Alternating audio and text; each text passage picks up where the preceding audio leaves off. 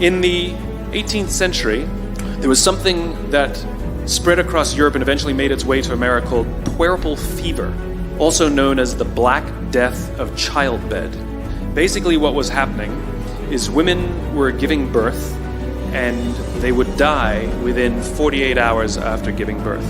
This Black Death of childbirth was the ravage of Europe, and it got worse and worse and worse over the course of over a century.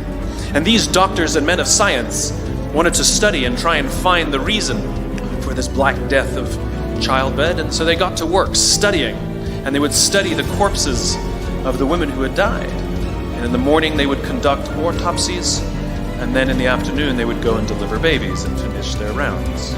And it wasn't until somewhere in the mid-1800s that Oliver Wendell Holmes realized that all of these doctors who were conducting autopsies in the morning weren't washing their hands before they delivered babies in the afternoon.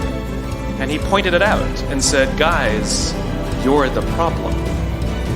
And they ignored him and called him crazy for 30 years, until finally somebody realized that if they simply washed their hands, it would go away. And that's exactly what happened. When they started sterilizing their instruments and washing their hands, the Black Death of childbed disappeared. The lesson here is, sometimes you're the problem. Take accountability for your actions. You can take all the credit in the world for the things that you do right, as long as you also take responsibility for the things you do wrong. It must be a balanced equation. You don't get it one way and not the other.